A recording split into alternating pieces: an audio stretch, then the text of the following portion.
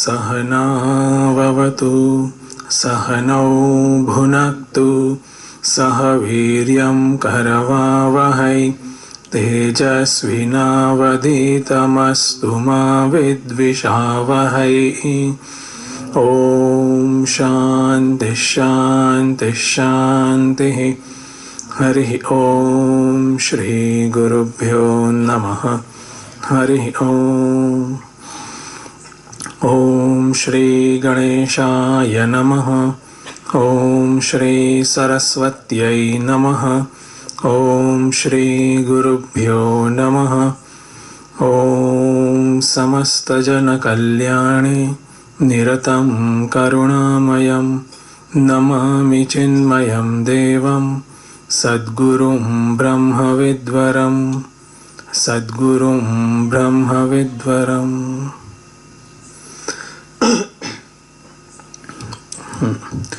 तो 12वें अध्याय में हमारा विचार चल रहा था और उसमें अर्जुन एक प्रश्न पूछते हैं भगवान को, जिसका संदर्भ 11वें अध्याय के साथ भी है। अर्जुन का प्रश्न ये है कि मुझे जो लगता है, अर्जुन कहते हैं कि दो प्रकार के भक्त हैं, दो प्रकार के उपासक मुझे अभी मेरी दृष्टि में दिखते हैं। एक है साकार उपासक, सोपाधिक जो भक्त है वो, और दूसरे हैं निराकार उपासक, निराकार की भक्ति करने वाले। आपका ही जो स्वरूप है, मूलतः आपका ही स्वरूप है, उसको निराकार रूप से वो भजने वाले जो भक्त हैं। तो दोनों प्रकार के जो भक्त हैं उसमें श्रेष्ठ कौन सा है? दोनों युक्त तो है ही। यहाँ पे अर्जुन तो कहते हैं, उनकी जो अंडरस्टैंडिंग है वो तो क्लियर है कि हाँ, कि दोनों ही युक्त है। लेकिन उसमें बड़ा कौन सा है? अगर जो बड़ा है वो प्रकार की भक्ति मैं करूँगा, इस प्रकार का एक प्रश्न यहाँ पे अर्जुन रखते हैं। और जवाब में भगवान सबसे पहले कहते हैं कि जो साकार भक्त जो है, मेरे साकार रूप का ध्यान करने वाला जो भक्त है वो मुझे ज़्यादा प्रिय है। वो युक्ततम है। लेकिन साथ साथ में फिर ये भी कहते हैं कि जो निराकार रूप से मुझे जो भजता है वो मुझे ही पाता है। माने कोई भेद करना पॉसिबल नहीं है। हमारी दृष्टि से हमें जो भी हमारा जो दृष्टि भेद है उसके मुताबिक ईश्वर में भेद हो सकता है हमारी दृष्टि में। हमारी उपाधि से हम जब ईश्वर को देखते हैं, हमारे स्टेट ऑफ माइंड से हम ईश्वर को देखते हैं, तो ईश्वर हमें अलग अलग उपाधि युक्त दिखते हैं। अलग अलग दिखते हैं, अलग अलग रूप में दिखते हैं। तो यहाँ पे बात चल रही है विश्व रूप, जो भगवान की जो भक्ति करता है वो भक्त, माने समग्र विश्व जो है वो भगवान का ही स्वरूप है। यहाँ तक कि मेरे सामने जो व्यक्ति खड़ा है जिससे मैं बात कर रहा हूँ, तो उसके हृदय में भी परमात्मा विराजमान है। मेरे हृदय में तो है ही, सामने वाले के हृदय में भी परमात्मा विराजमान है। और वो भक्त क्या देखता है? परमात्मा को भी देखता है, व्यक्ति को भी देखता है। ऐसा नहीं कि व्यक्ति है ही नहीं। परमात्मा को भी देखता है और व्यक्ति को भी देखता है। और इस प्रकार से उसकी साधना होती है। माने इस भाव में रहना, इस अवेयरनेस में रहना, वही साधना हो गई, वही सुमिरन हो गया। ये प्रकार का भक्ति की यहाँ पे बात है। भगवान जो बात कर रहे हैं, विश्व रूप जिसको भगवान का रूप है, उसका जो दर्शन करते हैं, ये इस प्रकार से है। जब हम कहते हैं उपाधि भेद से, तो थोड़ा उसको भी समझना चाहिए, क्योंकि उपाधि जो है, हम कहते हैं कि भगवान में है, भगवान अलग अलग रूप लेते हैं वगैरह वगैरह, लेकिन जो भगवान है वो अलग अलग रूप लेते हैं हमारी दृष्टि में। माने हमारी उपाधि के भेद से भगवान हमें अलग अलग रूप से देखते हैं। ये थोड़ा ठीक लगता है। जब हम कहते हैं अंतर्यामी, भगवान मेरे हृदय में विराजते हैं, तो मैं अंतरकरण वाला हूं, अंतरकरण की उपाधि से उपहित हूं, उसको भगवान अंतर्यामी के रूप में दिखते हैं। वो ही चैतन्य अंतर्यामी के रूप में दिखता है। ये ऐसी बात है कि जैसे कोई दृश्य हो दुनिया का, और उसको देखा जाए लाल चश्मे के साथ, तो मुझे पूरा जो दृश्य है वो लाल दिखाई देगा।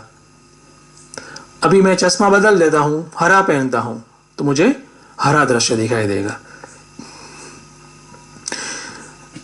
तो दृश्य लाल या हरा है नहीं है, वो क्लियर है।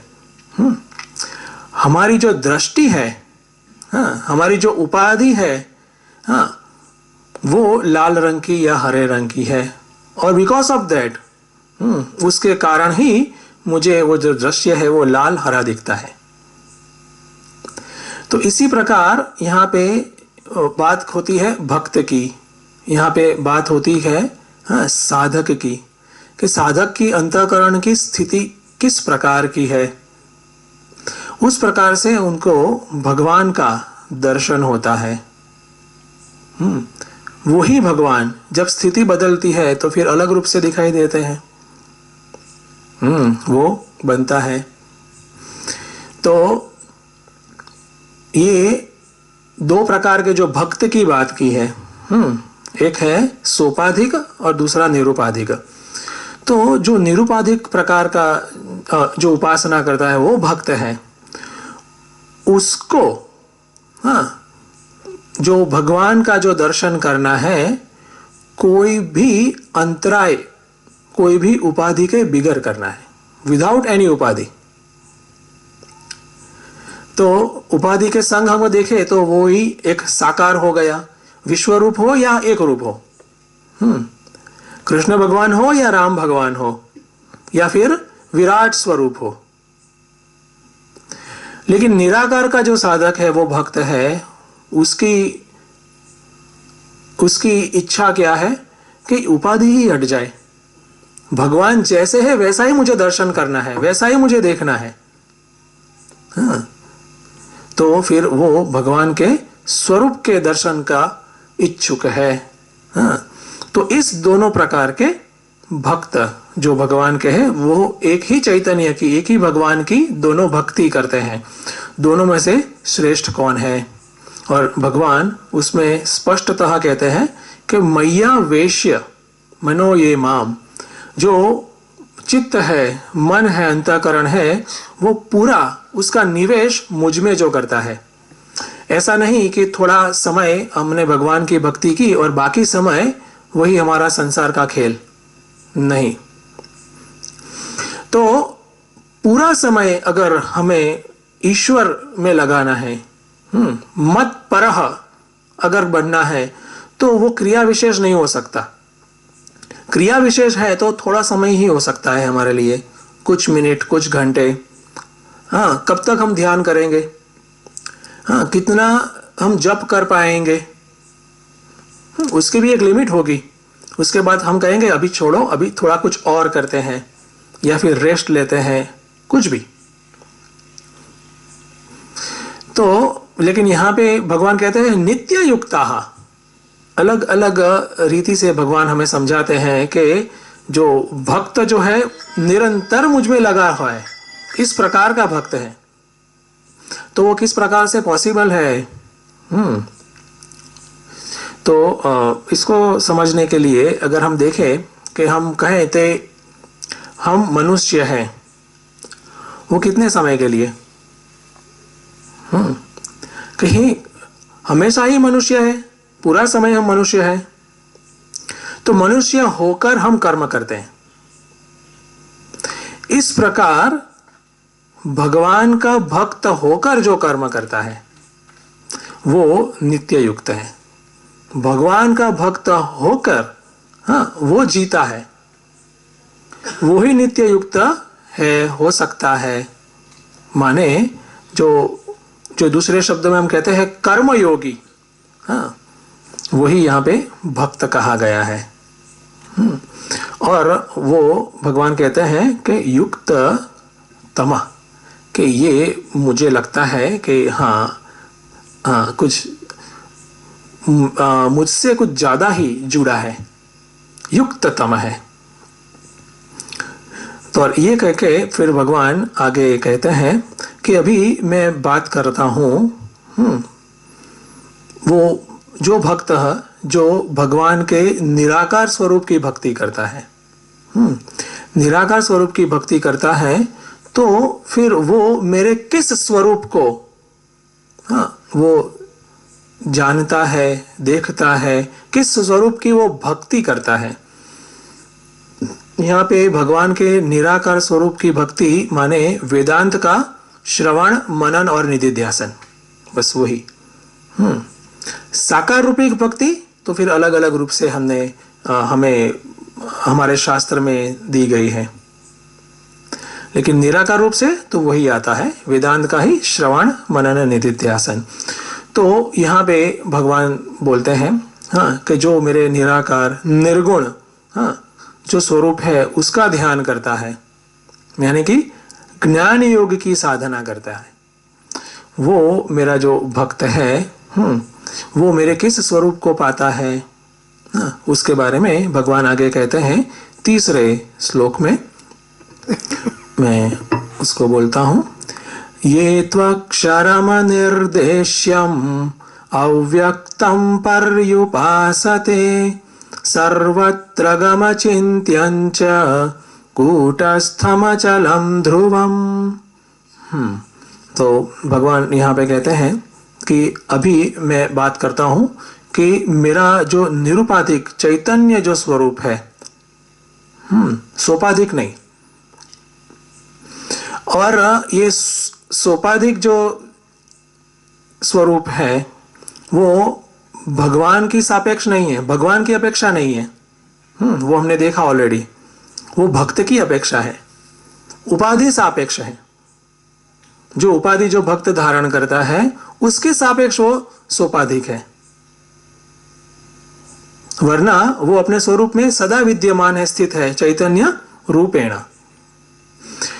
तो ये बात क्लियर करके भगवान कहते हैं कि जो मेरे निरुपाधिक स्वरूप की जो उपासना करता है, साधना करता है, भक्ति करता है, तो वो क्या है, वो किस प्रकार के भक्त हैं? ये तू पहले मैंने बोल दिया कि साकार रूप की जो भक्त है वो मीन्स के एक रूप ईश्वर या फिर अनेक रूप ईश्वर, विश्व रूप ईश्वर, जिस प्रकार से मेरी भक्ति करते हैं। यहाँ पे ये तू, अभी दूसरे प्रकार के भक्त की बात कर रहा हूं, वो मेरे किस स्वरूप को भजते हैं? अक्षरम पर्युपासते। मेरा एक दूसरा जो स्वरूप है, अगेन भक्त की अपेक्षा से भगवान बोल रहे हैं इस प्रकार से, निर्गुण ईश्वर, अक्षर, और उसको भगवान यहाँ पे थोड़े अलग अलग शब्दों में उसका वर्णन करते हैं। इवन उपनिषद में भी इस जो चैतन्य के स्वरूप का वर्णन, उसका लक्षण दिया गया है, स्वरूप लक्षण भी तटस्थ लक्षण भी। तो यहाँ पे भगवान उसके लक्षण कहते हैं। पहले कहते हैं वो कैसा मेरा स्वरूप है, अव्यक्त।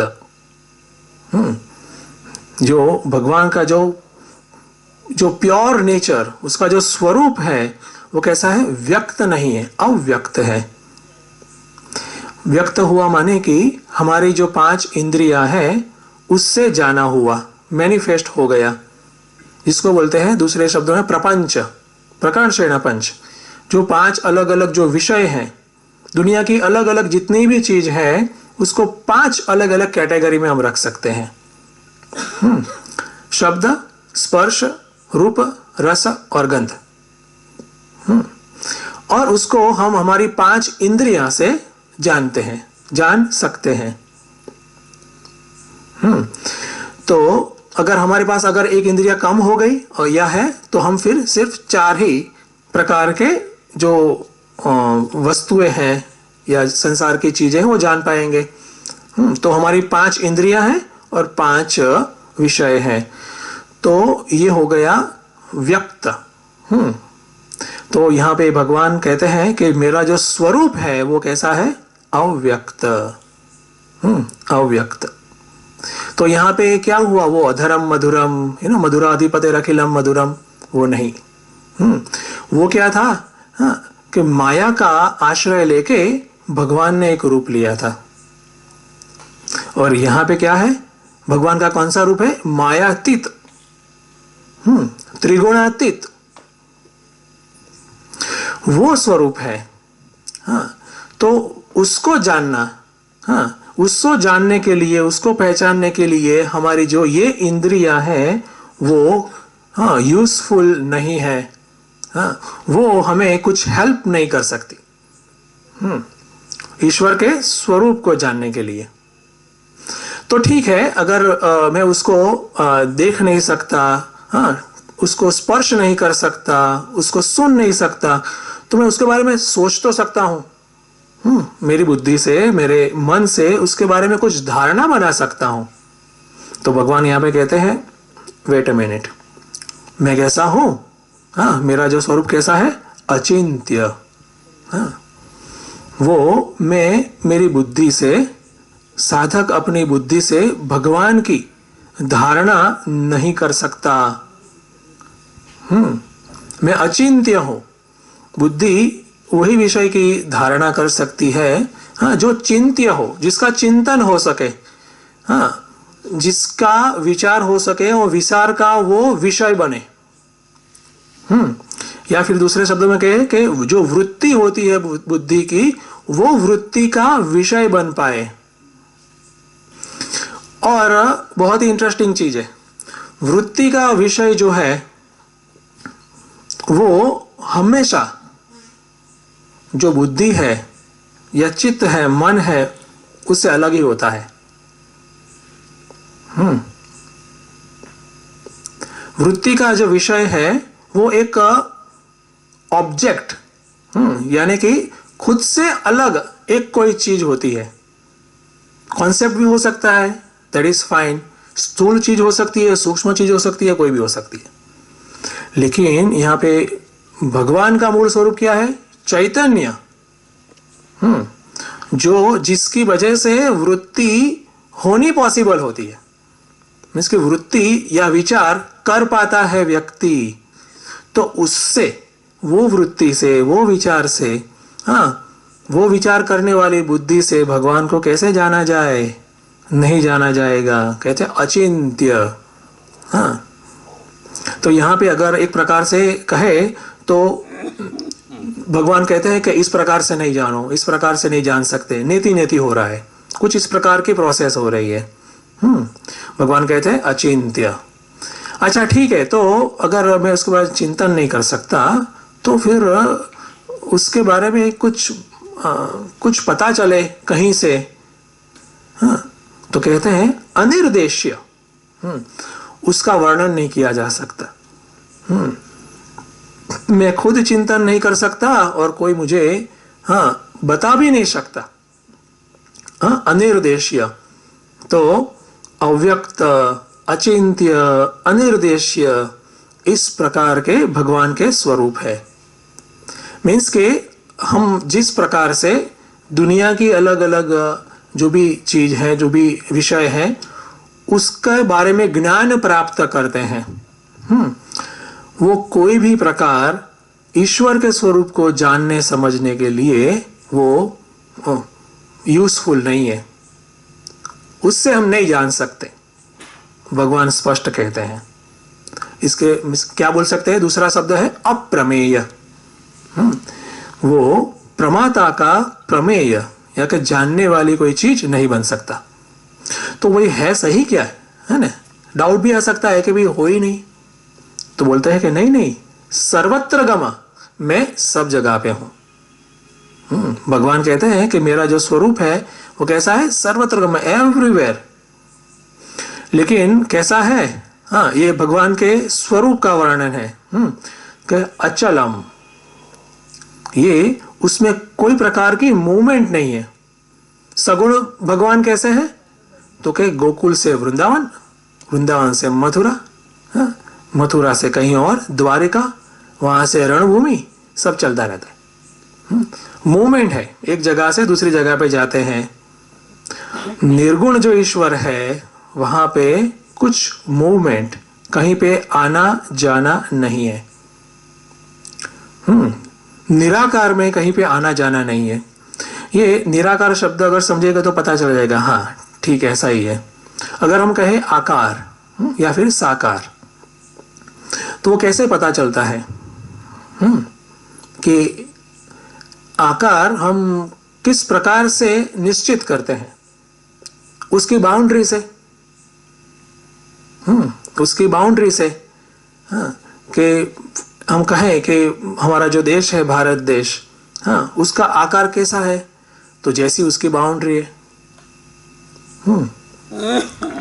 जो भी चीज है जिसकी बाउंड्री हम देखते हैं वही आकार हो गया उसका। निराकार माने क्या? नो बाउंड्री, उसकी कोई बाउंड्री ही नहीं है, मीन्स अनंत है। तो कहीं पे आना जाना भी नहीं है। अगर कोई चीज यहां पे है, साकार है, मीन्स के उसकी कुछ बाउंड्री है, तो यहां पे है वहां नहीं है, तो फिर पॉसिबिलिटी है कि यहां से वहां जाएगी। लेकिन भगवान कैसे? अचलम, सर्वत्र गमा, सर्वव्यापक है भगवान का जो स्वरूप है, निराकार स्वरूप। तो कहीं पे आना जाना नहीं है, मीन्स उसको बोलते हैं देश परिच्छेद रहित भगवान है। और फिर आगे कहते हैं भगवान का जो स्वरूप है उसका भगवान वर्णन करते हैं खुद ही, कूटस्थ। मीन्स मेरा जो स्वरूप है उसमें कोई प्रकार का विकार नहीं है, कोई चेंज नहीं है। यहां पे तो हम देखते हैं साकार रूप में कि भगवान जो है उनका जन्म हुआ, बड़ा सा जन्मोत्सव हुआ, फिर भगवान धीरे धीरे बड़े होते हैं। भगवान अभी चलने का प्रयास करते हैं, फिर दौड़ते हैं, फिर सबको दौड़ाते हैं, सब होता है। लेकिन यहां पे कूटस्थ, कोई चेंज नहीं, वही भगवान, दो अलग अलग नहीं है। इस प्रकार से भक्त समझता है या भगवान हमें समझाना का एक प्रयास करते हैं। वहां कोई प्रकार का विकार नहीं है। जनरली कोई भी जो विकार है उसको 6 अलग अलग कैटेगरी में बांटा गया है। षड विकार बोलते हैं। अस्ति, जायते, वर्धते, विपरिणामते, अपक्षीयते, विनश्यति। क्या किसी का एग्जिस्टेंस आता है? कोई भी जो शरीर है, शरीरधारी है, वो उसकी बात करते हैं। तो एग्जिस्टेंस, और फिर उसका बर्थ, उसका जन्म होता है। फिर जन्म के साथ बाद में क्या होता है? उसकी वृद्धि होती है, वो बड़ा होता है। बड़ा होने के बाद एक लिमिट तक बड़ा होता है व्यक्ति, फिर उससे ज्यादा फिर नहीं, फिर क्या होता है, मैच्योरिटी उसमें आती है।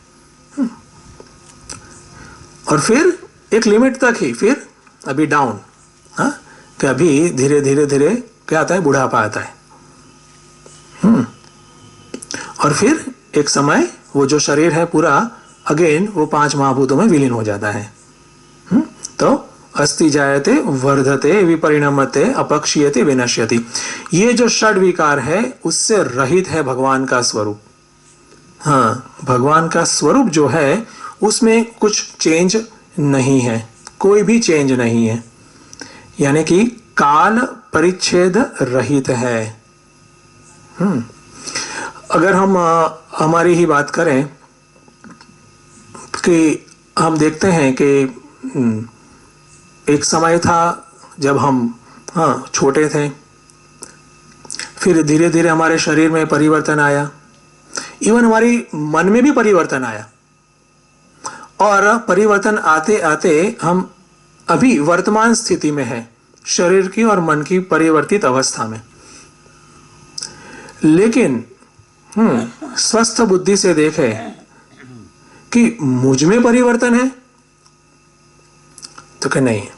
मैं जब छोटा था, या फिर मेरी जो पूर्वावस्था थी, तब भी मैं था, और मुझे पता था कि इस प्रकार का मेरा शरीर है या मनोभूमिका है। उसमें परिवर्तन आता था, वो भी मुझे याद है अभी, तब भी मैं था और अभी भी मैं हूं। कहना का मतलब क्या है, जो विकार है, जो परिवर्तन है, वो उपाधि में आते हैं, जो जगत की वस्तु है, ये शरीर भी, ये मन भी। जो मैं हूं चैतन्य, उसमें कोई परिवर्तन नहीं है। अगर उपाधि के प्रेशर से रहित, उपाधि से हटके अगर हम खुद को देखें तो पता चलेगा कि हाँ, मुझ में भी कोई परिवर्तन नहीं है। ज्ञान क्या है कि ये जो चैतन्य है वो मैं हूं, और वो सर्वव्यापक है, और वो ही उसका ही अस्तित्व है। वो चैतन्य के ऊपर ही ये उपाधि टिकी हुई है, उपहित है। तो यहाँ पे भगवान वही हमें समझाने का प्रयास कर रहे हैं। तो कहते हैं, भगवान कहते हैं कि मेरा जो स्वरूप है वो कैसा है, कूटस्थ, उसमें कोई प्रकार का चेंज नहीं है। और कहते हैं ध्रुवम, कोई विकार, कोई परिवर्तन उसमें नहीं है। काल अतीत, सर्वत्र गम, अचल, कूटस्थ, ध्रुव। तो ये अलग अलग 4 शब्दों से भगवान कहते हैं कि कृष्ण भगवान, या फिर जो उनका मूल स्वरूप जो चैतन्य है, वो देश काल की जो उपाधि है उससे विनिर्मुक्त है, नित्य मुक्त है। उपाधि में होता परिवर्तन चैतन्य में कुछ परिवर्तन नहीं ला सकता।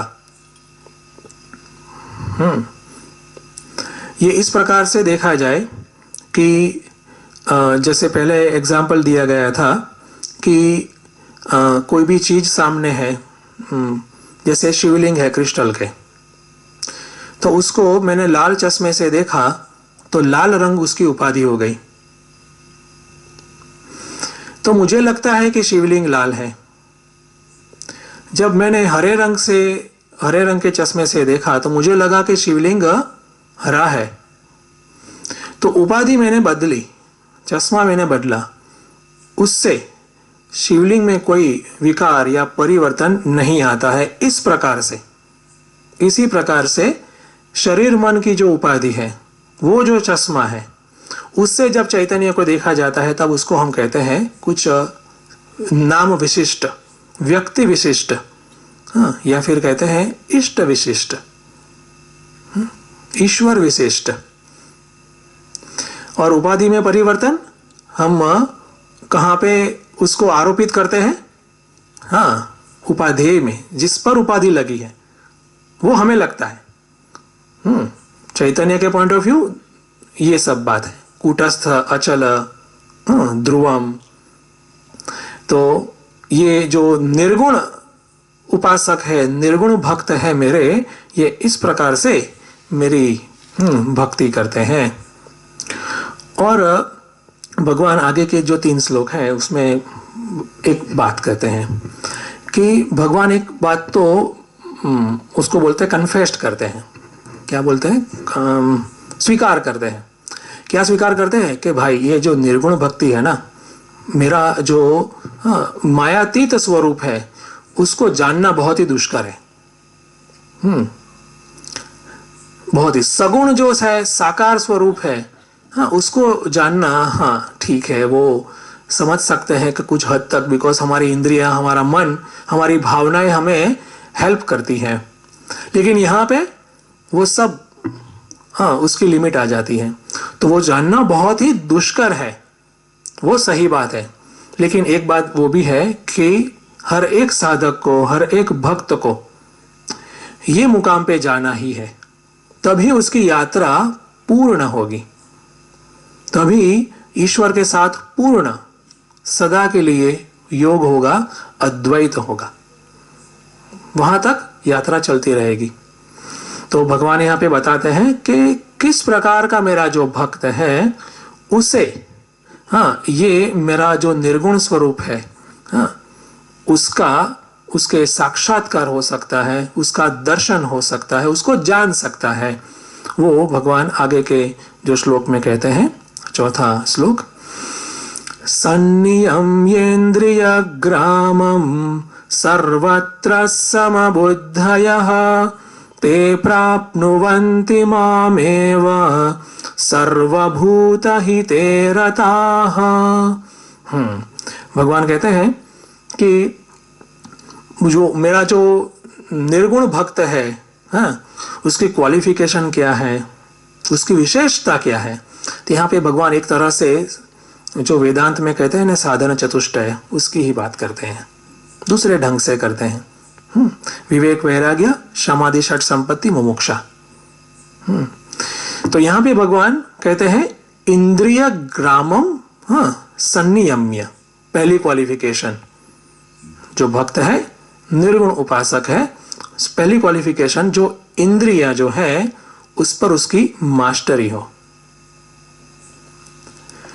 हमारी सारी इंद्रियां के ऊपर, ज्ञानेंद्रिय, कर्मेंद्रिय, सब उसके ऊपर उसका कंट्रोल हो। यानी कंट्रोल का मतलब क्या है? हाँ, जब बुद्धि यानी कि विवेक, हाँ, बहुत ही क्लियर शब्द में कहें तो जब विवेक कहे कि यहां पे, इस जगह पे, इस समय पे प्रवृत्त होना है, इंद्रियों को यूज करना है, तो वो करे, वो वहां पे प्रवृत्त हो। और जब विवेक कहे कि अब नहीं, नो मोर, यहां से निवृत्त होना है, तो इंद्रियां जो है उसको फॉलो करे, उसको सबमिट हो। तो ये बात यहां पे क्यों ऐसा? क्योंकि यहां पे भगवान का जो स्वरूप है वो इंद्रियों से जाना नहीं जा सकता, हमने ऑलरेडी आगे देखा है। तो अगर इंद्रिया पर कंट्रोल नहीं है तो इंद्रिया अगेन एंड अगेन, बारी बारी क्या करेगी कि मैं उसको देखना चाहता हूं, उसको सूंघना चाहता हूं, उसको स्पर्श करना चाहता हूं, लेकिन उसका स्वरूप जो है वो इस प्रकार से जाना नहीं जा सकता। भगवान के जो स्वरूप का ध्यान करता है, तो वहां पे इंद्रियों का जो राज्य है वो बहुत ही छोटा पड़ता है। एक तरह से भगवान के स्वरूप का ध्यान करना माने कि ध्याता जो है उसके स्वरूप का ध्यान करना, मेडिटेशन ऑन मेडिटेटर। लेकिन भगवान अपने ढंग से अलग रीत से बात करते हैं। मेडिटेशन जिसका वो ध्यान करता है वो खुद ही है। तो मैं मुझको जानने के लिए कौन सी इंद्रियां यूज करूंगा? मैं यहां पे बैठा हूं, वो किस इंद्रिय से मुझे पता चलता है? नहीं, जरूरत नहीं है। तो इसलिए भगवान कहते हैं कि जिसकी जरूरत नहीं है उसको मैं निवृत्त कर सकूं, इस प्रकार की कैपेसिटी साधक में, मुझ में, भक्त में होनी चाहिए। कहते हैं कि इंद्रिय ग्रामम, ग्रामम यहाँ गांव नहीं, ग्रामम मीन्स सब इंद्रियां, सब इंद्रियां जितनी भी है तो उसमें उस पर मेरा कंट्रोल हो। और फिर अभी सेकंड क्वालिफिकेशन कहते हैं, दूसरा जो एक लक्षण जो है निर्गुण साधक का, भक्त का, सर्वत्र समबुद्धयः। मीन्स के अभी वो सभी परिस्थिति में सभी लोगों के साथ समता रखता है, यानी राग द्वेष मूलक उसका व्यवहार नहीं है। जब अहम प्रेरित हमारा व्यवहार होता है तो वो नेचुरली राग द्वेष मूलक होगा। अहम अयम इति नैसर्गिको व्यवहारः, शंकराचार्य जी कहते हैं कि नेचुरली जो प्राकृत अवस्था है या फिर जहां पे अवेकनिंग नहीं हुआ है, जागृति अंदर नहीं हुई है, उसका लक्षण क्या है? राग द्वेष मूलक व्यवहार। मुझे अच्छा लगा, वहां पे मुझे अच्छा लगता है या मुझे लाभ होता है तो राग या फिर द्वेष, बस ऐसा ही होगा। तो यहाँ पे और वो फिर क्या करेगा? वो अहमता हमारी बढ़ाएगा। तो और भगवान यहाँ पे कहते हैं कि क्वालिफिकेशन बहुत ही जरूरी है कि समबुद्धि हो। मीन्स वहां से कोई कई जगह पे खींचे नहीं और कहीं से वो उसको पीछे आना पड़े, अट्रैक्ट भी ना हो कहीं पे और कहीं से उसको तिरस्कार बुद्धि भी ना हो।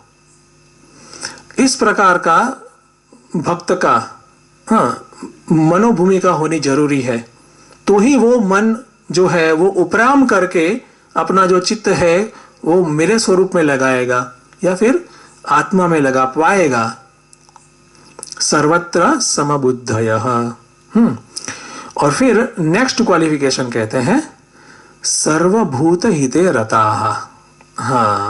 ये यहाँ पे भक्त का भाव है कि सभी जो जीव है, सभी जीव के लिए उसके हृदय में प्रेम हो, उसके हृदय में शुभ भावना हो। सर्वे भवन्तु सुखिनः सर्वे सन्तु निरामयाः, इस प्रकार की भावना सच्चे दिल से उसकी हो। तो उसका क्या मतलब है? उसका हृदय जो है वो छोटा नहीं होता है, यूनिवर्सल एटीट्यूड उसका हो जाता है। कोई जाति विशेष, कोई धर्म विशेष या फिर अपने ही कुछ लोगों के विशेष ही उसका प्यार हो, उसके लिए सद्भावना हो, इस प्रकार की बात नहीं है। कि यहाँ पे इतनी मैच्योरिटी उसने हासिल की है कि सबके लिए, उसके लिए उसके हृदय में समभाव है, उनके लिए पॉजिटिव फीलिंग है।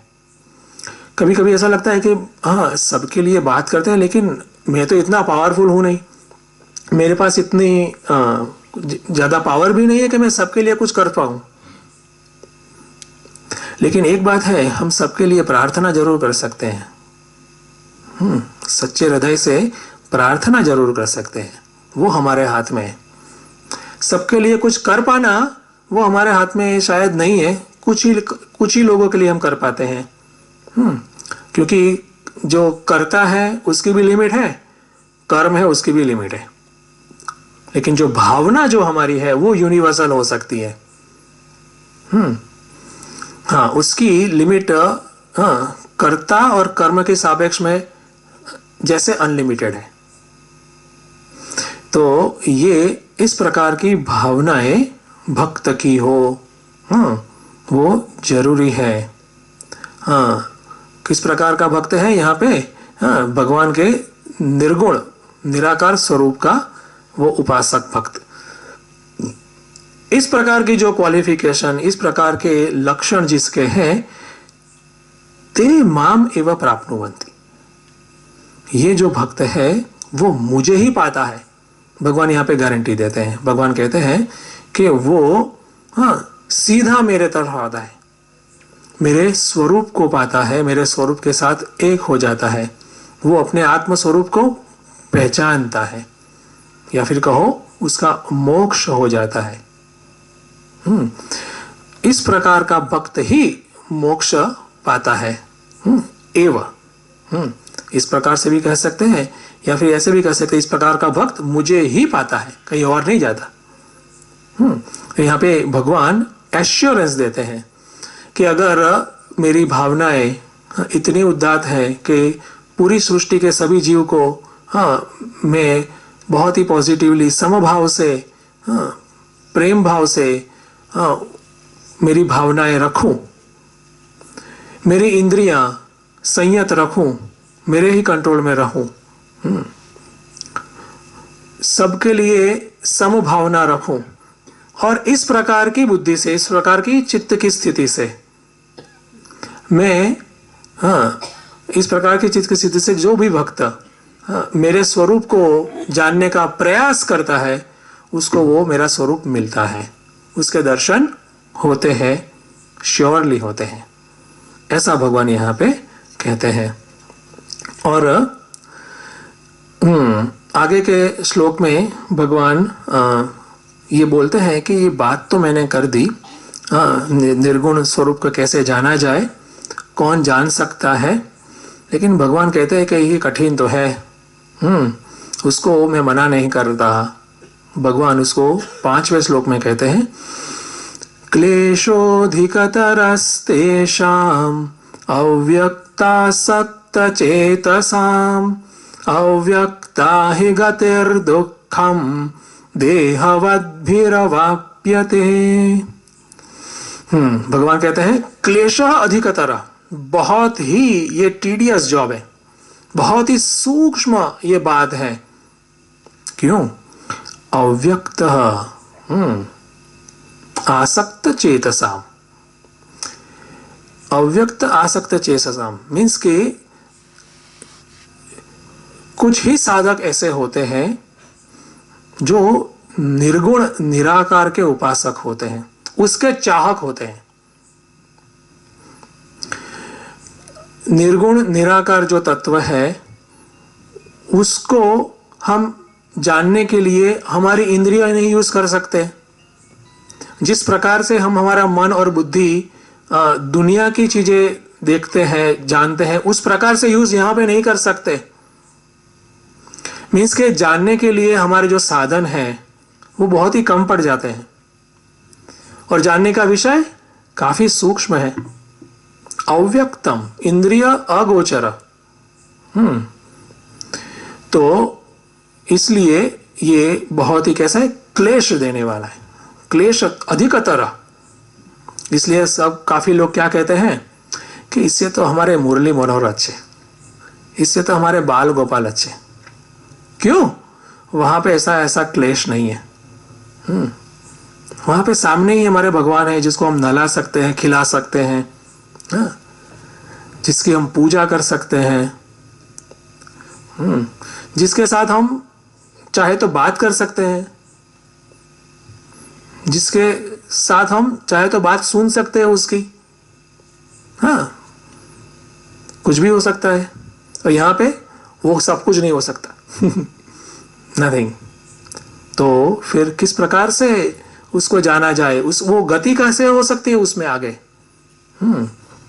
तो कहते हैं कि अव्यक्ता गति ही दुखम, ये काफी दुख भरी, मीन्स काफी कठिनाई भरी यात्रा है। तो ये बात करते हैं किसके लिए? देहवत भी, जो देहाभिमानी है उसके लिए। तो ये बात यहाँ पे भगवान कहते हैं। आगे हम कल देखेंगे। धन्यवाद। हरि ओम, जय मां।